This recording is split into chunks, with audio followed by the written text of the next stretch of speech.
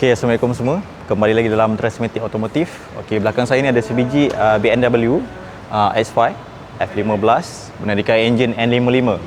Okey, pernah tengok tak yang selalu kita explain pasal pentingnya inspection dahulu sebelum kita beli kereta. Okey, owner ni baru lepas beli kereta second hand, ada komplain apabila dia naik kereta dia rasa tak sedap sangat. Ada bunyi dan lain-lain lah. Kita dapat founding. Yang pertama, punca yang tak sedap yang bunyi tu datang daripada steering rack.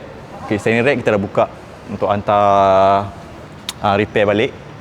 Dan yang tak sedap tu punca daripada ni. Punca daripada absorber dia dah convert pergi ke adjustable.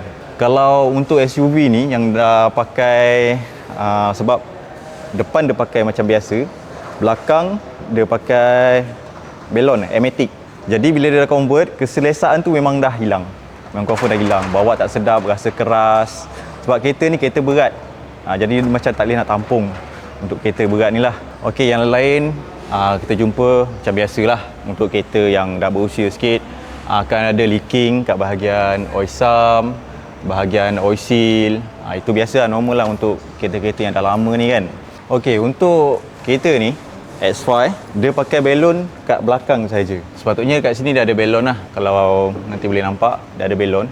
Dan satu lagi pipe daripada kompresor, air kompresor tu akan datang dekat sini untuk naik turun belon tu. Sekarang ni dia punya pipe tu dah potong.